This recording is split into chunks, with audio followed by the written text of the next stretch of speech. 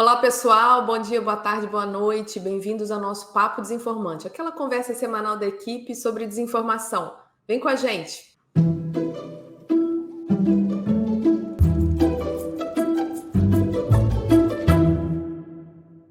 O governo federal abriu uma consulta pública sobre publicidade digital. A ideia é colher proposições da sociedade civil, do mercado, de outros atores interessados sobre regras para a propaganda pública nas plataformas digitais. Isso acontece depois de um passado assim não muito ético, não muito lícito, em que governos anteriores colocaram verba pública em canais com conteúdo inadequado. Nina, explica melhor para a gente a importância de uma iniciativa como essa. Oi, Ana, Liz, Matheus. Pois é, acho que tem vários elementos para a gente comentar, né, em relação a essa consulta pública. O primeiro é a própria existência da consulta pública. Acho que vale dizer que essa é a segunda consulta que foi aberta dentro da Secretaria de Políticas Digitais.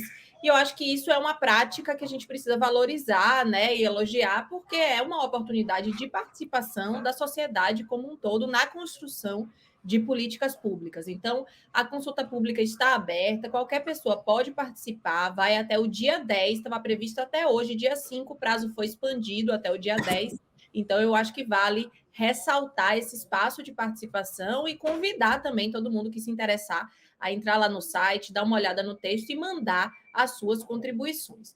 Eu acho que isso é importante por um outro motivo, além da própria existência da consulta pública, que é o fato de que outras tentativas de criar regras sobre o ambiente digital e o funcionamento das plataformas não andaram nesse ano de 2023, né? Nem o chamado PL das fake news, o PL 2630, nem o PL 2370, que foi derivado dele, nem a tentativa de mini reforma eleitoral que incluísse temas do digital e que acabou sendo uma proposta que foi completamente desfigurada. Nada disso andou, então a gente está caminhando aí mais um ano sem regras bem estabelecidas para o funcionamento desse ambiente digital. A consulta pública não resolve isso, trata de uma parte bem pequenininha do problema, mas de alguma forma é também um avanço na forma de construir políticas para o uso desse ambiente digital. Qual que é o objeto da consulta? Como que o governo federal deve aplicar sua verba de publicidade digital, de publicidade na internet, cumprindo critérios que sejam critérios de interesse público. Essa consulta, né, a ideia de construir uma política para aplicação do dinheiro de publicidade digital, vem justamente desses casos anteriores que Ana mencionou, de que houve casos no governo Bolsonaro em que o governo foi questionado por fazer publicidade em sites que disseminavam desinformação, eram contra políticas de vacinação, disseminavam discursos de ódio. Então, a ideia é criar regras claras para garantir que o dinheiro público vai ser bem investido em lugares que, de fato, produzam conteúdo de qualidade e respondam às demandas de interesse público. Então, a ideia, né, o que está colocado na consulta pública é uma ideia de cadastramento de determinados veículos com alguns critérios, precisa ter identificação de quem é o corpo editorial, precisa estar registrado no Brasil, tem alguns outros critérios que estão estabelecidos, e depois de cadastrados, há também um processo de negativação, ou seja, em que pode haver denúncias de que aqueles veículos cadastrados eventualmente não estejam cumprindo as regras de produzir conteúdo de qualidade, de interesse público e tudo mais. Então, são basicamente esses dois mecanismos. Há uma série de contribuições que estão sendo elaboradas pela sociedade civil, e há também uma grande discussão sobre como fazer esse processo de negativação, né, de uma forma que seja democrática e que, ao mesmo tempo, seja rápida, seja eficiente, que, de fato, se possa suspender determinadas publicidades em veículos complicados. Então, é um debate que está em curso, é um debate muito relevante, e fica aí o convite para todo mundo para participar desses espaços, porque democracia não é só eleição de 2 em 2 ou de 4 em 4 anos, né? Democracia se constrói no dia a dia e está aí um espaço muito precioso, muito primoroso para a gente levar ideias e contribuições para o governo. Muito bom, Nina. E mais um passo em direção à transparência, né, para os cidadãos, a transparência do que acontece com o nosso dinheiro, afinal de contas, né? Pessoal, semana passada a Liz nos contou tudo sobre o processo que o governo dos Estados Unidos está movendo contra o Google por abuso de poder econômico. Ela continua a saga essa semana e agora vai contar como que esse debate sobre os monopólios digitais vem ganhando força. Por que eles prejudicam o debate público, Liz Nóbrega? Oi, Ana, oi, Nina, oi, Matheus, oi, pessoal. Pois é, né? É um tema importante que a gente precisa se debruçar, né? É um tema que a gente não fala muito, não ouve muito. Também o debate aqui no Brasil está começando em relação a isso, mas é a questão dos monopólios e como a estrutura monopolística dessas empresas termina prejudicando de forma significativa o debate público. Isso porque a gente já falou várias vezes aqui, o modelo de negócios delas muitas vezes terminam favorecendo, né, o modelo termina favorecendo alguns conteúdos maliciosos, nocivos, desinformativos, justamente por essa lógica da economia da atenção que a gente já até conversou em um vídeo do Desinformante Explica. Mas enfim, né, essas plataformas digitais, né, que são os grandes monopólios, a gente pode pensar de uma forma mais direta na Meta e no Google, elas impõem algumas barreiras ao crescimento de outras empresas que poderiam competir diretamente com elas, né?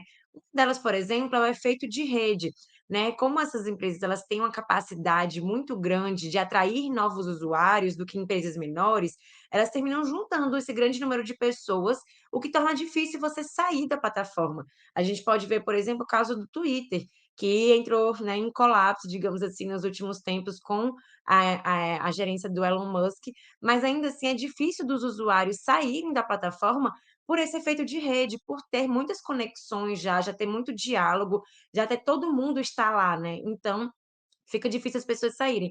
E esse mesmo efeito de rede, por exemplo, faz com que o Threads, que é o concorrente lançado pela Meta, ganhe milhões de usuários em uma só semana, justamente porque atrai, né, onde todo mundo está, é onde as pessoas querem também estar. E aí isso termina dificultando de uma forma significativa a entrada de novas pessoas.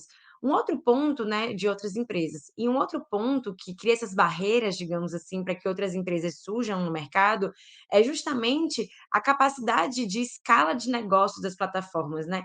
É muito mais fácil, por exemplo, para o Instagram lançar uma funcionalidade nova para poder competir, digamos assim, com o TikTok, do que uma empresa surgir do zero para fazer essa competição.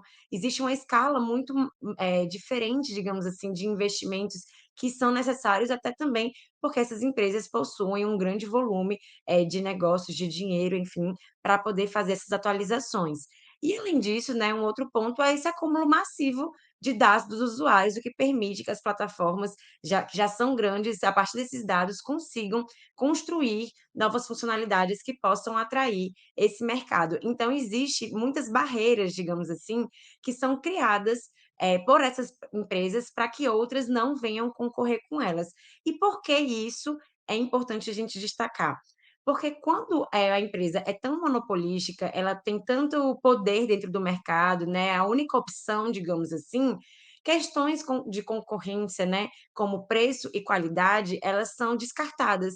Como ela é a única empresa, digamos assim, entre aspas, possível, ela não se preza, digamos assim, por uma qualidade do serviço. Quando a gente pensa na lógica das plataformas digitais, por que essas plataformas elas investiriam, por exemplo, em privacidade de dados, na segurança do usuário, se ela é a única opção e não existe outros caminhos para que o usuário pode ir? E é aí sim que há uma grande dificuldade, uma grande prejudica bastante o debate público das plataformas, porque muitas vezes o serviço que nos é ofertado não é o melhor serviço possível, porque não existe concorrência que faça com que essas plataformas criem outros mecanismos mais seguros, ou então apostem numa moderação de conteúdo pautado em direitos humanos, enfim, que tragam a qualidade para o debate que circula nas redes.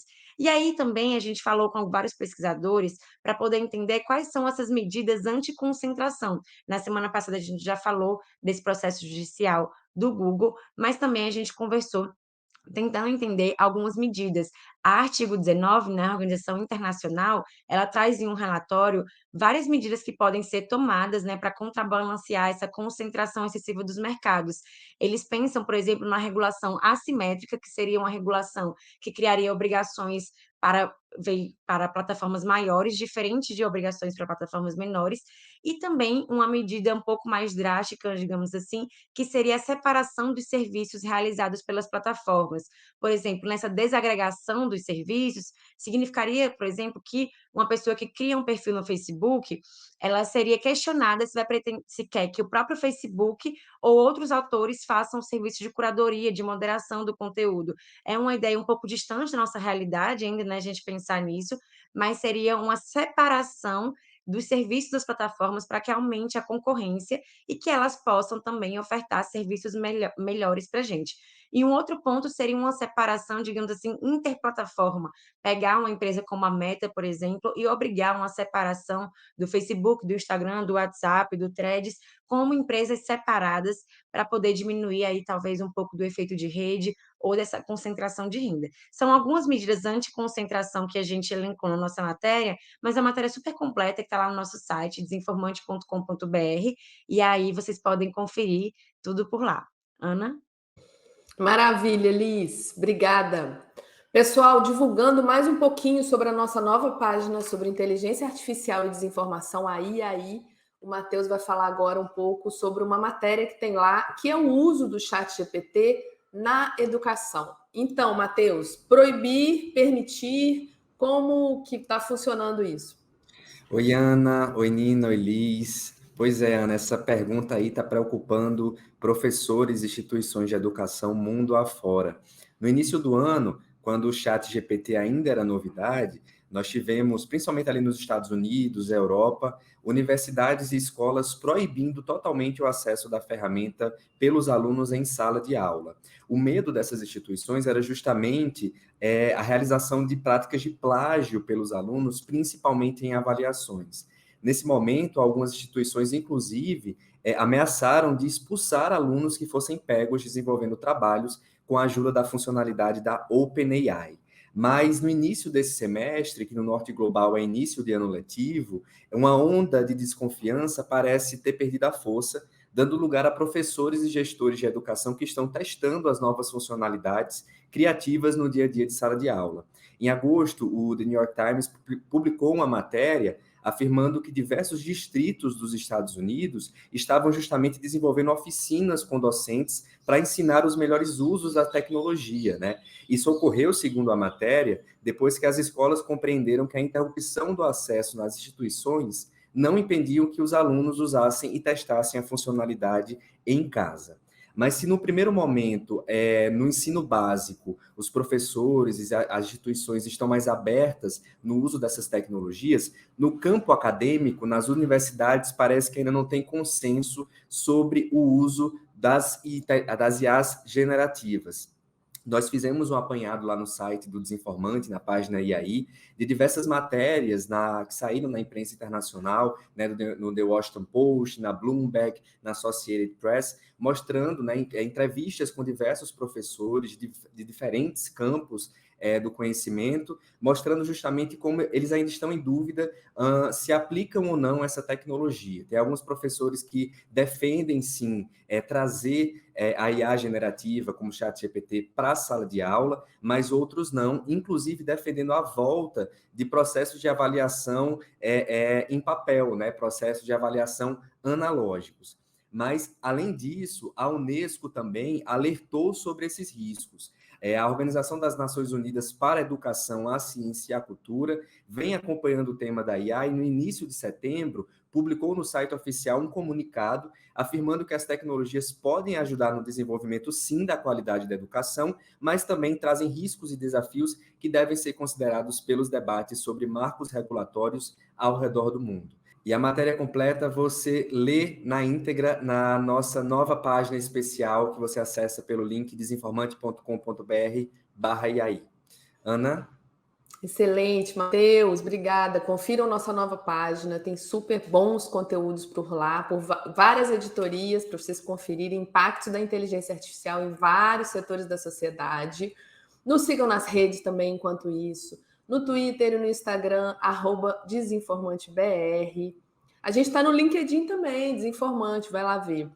E a semana que vem a gente volta com mais Papo Desinformante. Obrigada pela audiência. Tchau!